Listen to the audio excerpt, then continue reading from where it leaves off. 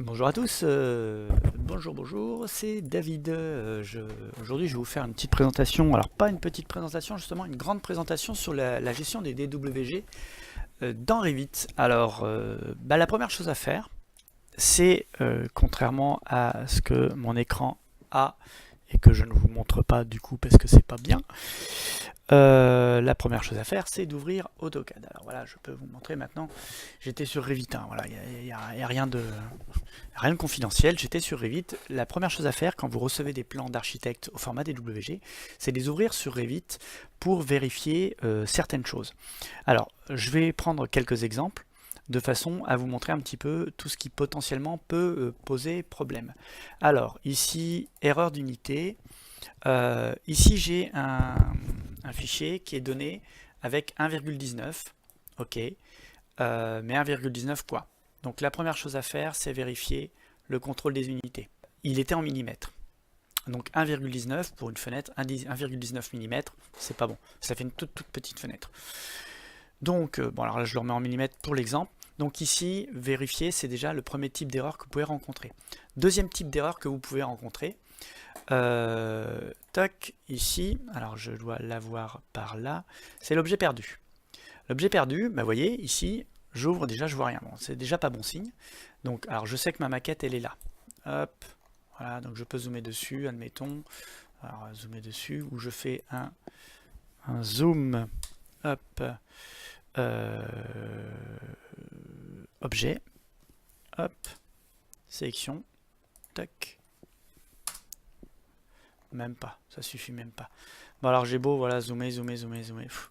Bref, ça c'est ce qui va aussi poser problème, c'est les objets perdus. Donc là ici, mon projet il est dessiné, je regarde 1,19, format, contrôle des unités, je suis bien en mètres.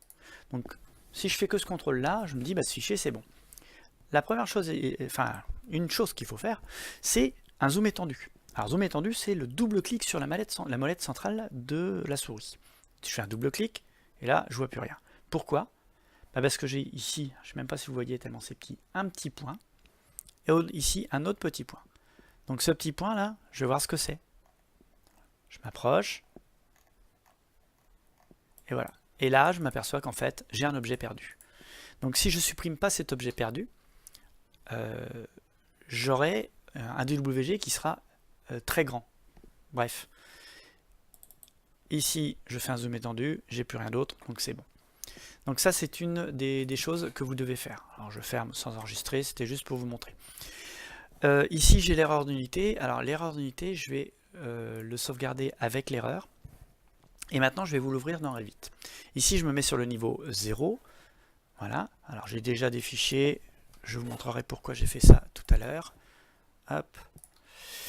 Je me mets sur le niveau 0 et je vais insérer mon fichier Revit. Hop. Mon fichier CAO.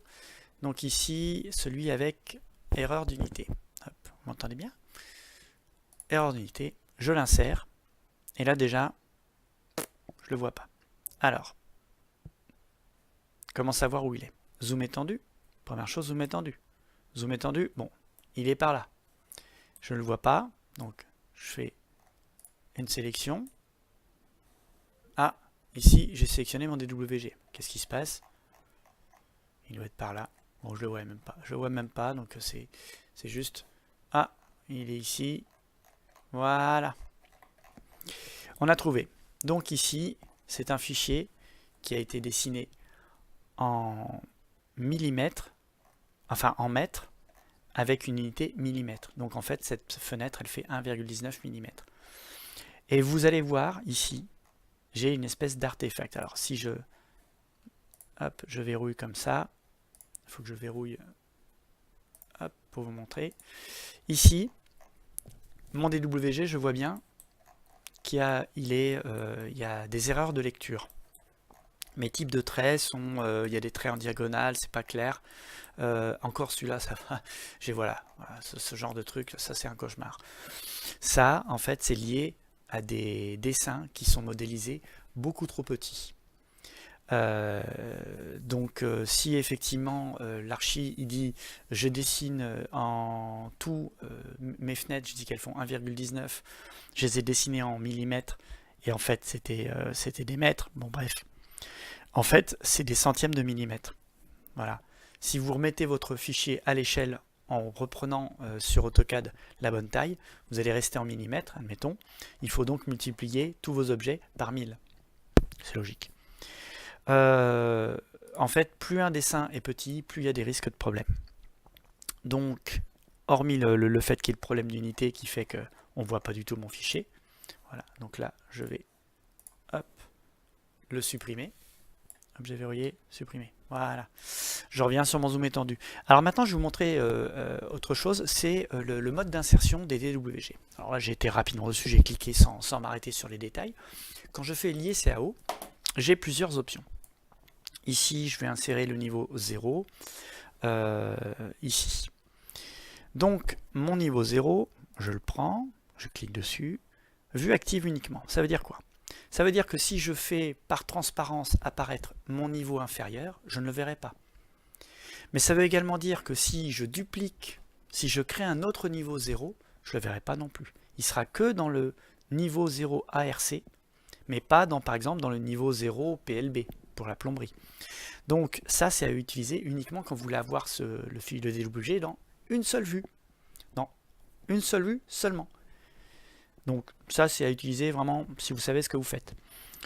Les couleurs, conserver ou noir et blanc. Alors ici, mon fichier il a été modélisé en noir et blanc, c'est pas le problème, mais je vous conseille toujours de laisser conserver, parce que vous pourrez toujours afficher des couleurs. Mais si vous voulez avoir un fichier en noir et blanc, pas de problème. Il suffit simplement d'aller dans les paramètres de visibilité. J'ai un tuto d'ailleurs qui en parle très bien. Les niveaux, calque et niveau, tous les calques ou uniquement les calques visibles.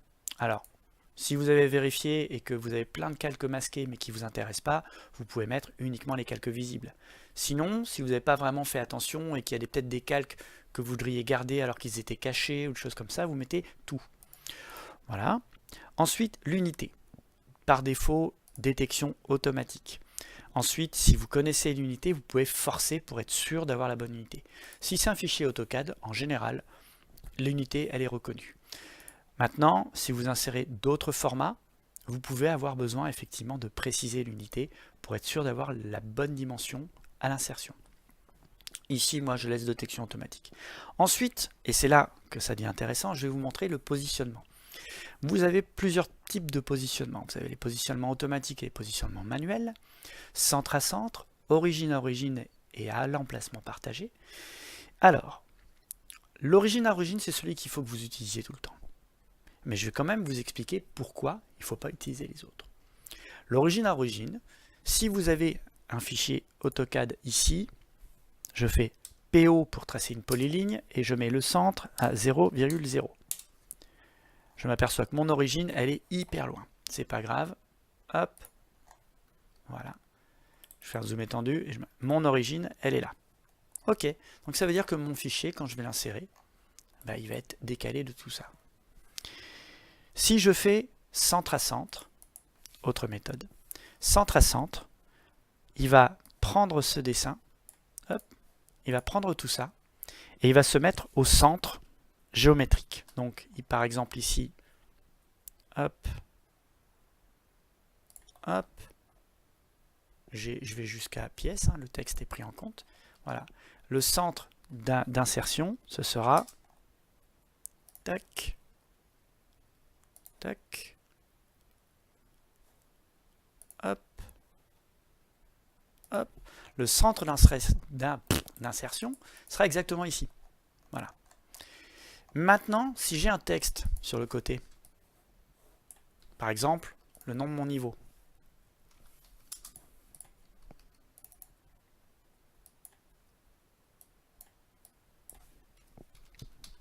je m'applique le nom de mon niveau, et bien à ce moment-là, mon rectangle de sélection, il va prendre également mon niveau. Ce qui fait que le centre d'insertion n'est plus le même. Ici, le centre d'insertion, il n'est plus dans le couloir, il est là. Voilà le centre à centre, c'est ça. C'est le centre de mon fichier. Alors, je vais revenir sur Revit. J'insère mon fichier niveau 0. Je vais l'insérer centre à centre. Je fais sélectionner une vue d'orientation, pas besoin. Ça, c'est si vous travaillez sur une coupe. Ouvrir. Là, il s'est inséré, alors c'est pas exactement le fichier que je viens d'ouvrir, mais il s'est inséré au centre. Effectivement, ici, il y a marqué rez-de-chaussée. Donc, j'ai tracé un rectangle pour vous symboliser. Le centre, ici, de Revit actuellement, c'est le centre de mes pointillés. Alors, c'est à peu près, hein, et ici, le centre d'insertion de mon fichier DWG va se mettre ici. Mais au niveau 1, si je fais la même chose, lié Revit, lié CAO, niveau 1, je mets toujours centre à centre. Ouvrir. Là, le texte étant de l'autre côté, mon centre n'est plus au même endroit. Sur le fichier avant, j'avais le centre qui était pratiquement à côté du milieu de la pièce 5. Ici, le niveau supérieur, alors c'est une copie hein, simplement de... C'est le même fichier mais avec un nom différent. C'est pas le niveau supérieur vraiment. En fait, le centre ici, il est même pas dans le bâtiment. Pourquoi? Parce que R+1, c'est marqué de l'autre côté. Donc ça, il faut faire très attention. Voilà pourquoi je déconseille de faire centre à centre. Si je me mets en vue 3D, hop, tac, appliquer, je vais m'apercevoir qu'effectivement, mes deux fichiers ne sont pas du tout l'un au-dessus de l'autre. Mais pas du tout. Voilà. Donc, méfiance avec l'insertion centre à centre, ça marche pas très bien. Moi, je vais préférer l'insertion origine à origine. Ça a aussi ses problèmes. Donc, l'insertion à l'emplacement partagé ne fonctionne que si l'architecte a renseigné dans AutoCAD l'emplacement partagé du projet. Alors, vous savez que l'origine, certains architectes dessinent en mettant le point 0 au vrai point 0 géographique. Et donc, à ce moment-là, il va utiliser les coordonnées polaires pour positionner son bâtiment. Grand bien lui fasse. Donc, à ce moment-là, l'emplacement partagé est renseigné. Et donc, quand vous l'insérez, le point 0 du projet est renseigné par rapport au point 0 de l'origine, donc des coordonnées. Donc, moi, je reste sur origine à origine. Alors, je ne vous ai pas parlé, bien sûr, vous pouvez faire manuellement. Donc, manuel point de base, ici, je vais disposer du fichier, je suis sur quel niveau 0. Ici, je dispose du fichier et je peux le poser manuellement. Alors là, comme je n'ai peut-être pas fait la bonne méthode, ici, peut-être pas le manuel point de base, le manuel centre. Manuel centre du fichier 0. Ok, voilà. Là, j'ai le centre, d'ailleurs, on voit, il est exactement où il était tout à l'heure, le centre ici. Voilà. Donc ici, je peux le positionner et aller chercher le point. C'est pas top. Voilà. Le manuel, positionnement manuel d'un plan d'archi, c'est une très mauvaise idée. Donc, utilisez, comme je vous l'ai dit tout à l'heure, origine à origine. Vous voyez, c'était tout ça pour vous dire que j'avais raison. Origine à origine, je l'insère et là, je ne le vois pas. Mais c'est normal, parce que mon fichier, je vous l'ai montré tout à l'heure, et il était très loin. Donc, je vais aller le retrouver en faisant un zoom étendu. Alors d'abord, s'assurer que la vue n'est pas cadrée. Ici, si ma vue est cadrée, par exemple, si je fais ça et que je cadre ma vue, il y a une partie que je ne vois pas. Et donc, mon fichier, si je l'ai inséré, mon DWG, et qu'il est là, je ne le vois pas. Donc, il faut simplement cliquer sur « Ne pas cadrer la vue ». Je fais un zoom étendu, donc comme dans AutoCAD, un double clic sur la molette centrale. Et là, je m'aperçois qu'ici, j'ai mon bâtiment. Donc, j'ai deux solutions. Je prends le bâtiment et je le déplace pour le mettre au milieu de mes élévations. Moi, je vous déconseille de faire ça. CTRL Z, même pas, CTRL un zoom étendu. Vous allez prendre les élévations nord, sud, est, ouest, et puis même toutes les lignes que j'ai prises et tout. Vous allez prendre tout ça, et vous allez déplacer tout ça pour l'amener ici. Donc je prends ici, hop, et j'insère, alors je décoche contraindre, et j'insère ici, au milieu de ce qui me semble être mon bâtiment. Voilà. Zoom étendu, et voilà. Alors, s'il y a encore besoin, je peux à nouveau le déplacer, ou pas. Ça, sauf ça. Hop. Déplacer. Tac. Voilà. Et ici, mon fichier est correctement positionné. Enfin, surtout, mes élévations sont correctement positionnées.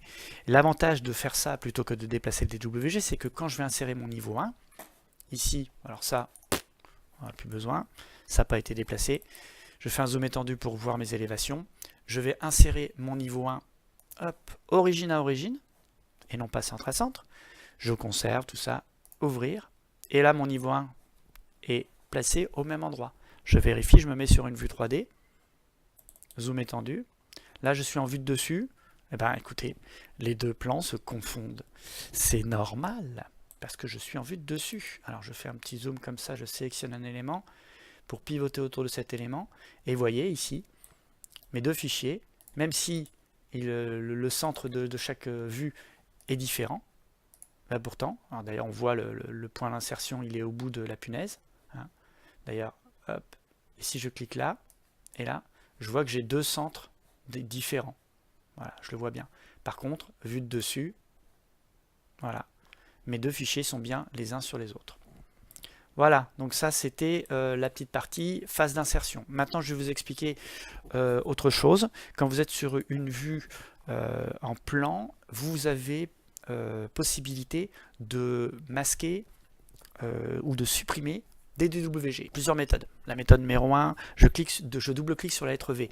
D'abord s'assurer de ne pas avoir de gabarit de vue. Sinon, si je fais VV, bah, pratiquement tout est gelé. C'est normal. Les gabarits de vue verrouillent pas mal de paramètres. Je vais donc mettre aucun gabarit de vue, ici. Alors, ici, zoom étendu, je suis bon. J'ai donc désactivé mes gabarits de vue et j'ai la possibilité de cocher pour sélectionner un élément qui soit punaisé ou un lien AutoCAD, un lien importé. Donc ça, normalement, c'est toujours verrouillé. Exceptionnellement, je vous autorise à le déverrouiller. Vous pouvez cliquer dessus et là, vous allez avoir deux fonctionnalités. Supprimer les calques et requête.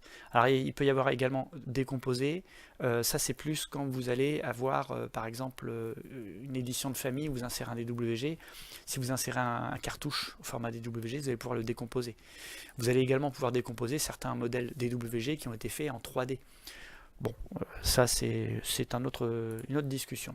Ici donc vous pouvez supprimer les calques, mais ça veut dire qu'ils seront supprimés sur tout le projet. Alors soit vous connaissez le nom du calque, vous le cochez dessus, tac, et il sera supprimé définitivement. Si je clique sur OK, alors là je ne vois pas la différence parce que c'est peut-être un calque où il n'y avait rien. Maintenant, si je reviens sur mes calques, DevPoint, il a définitivement disparu. OK. Donc, l'autre solution, c'est de cliquer sur VV. Et là, vous allez pouvoir masquer dans la vue sur laquelle vous êtes. Donc je vais sur catégorie importée, niveau 0. Ici, je vois mes calques. Le problème ici, c'est que les calques, je ne connais pas forcément leur nom. Alors, j'ai pas de gabarit de vue d'appliquer, ça c'est important. Je vais donc cliquer sur requête et je vais cocher sur un élément pour obtenir le nom du calque. Par exemple, ici, les étiquettes, je veux les supprimer, enfin, les masquer. Je clique, hop, et là, je sais que le calque A-Area Hidden, c'est le nom de mes Hidden, c'est plutôt Identity. Donc ça c'est de type texte, nom du bloc, bof, il n'y en a pas. Donc soit je supprime, soit je masque dans la vue.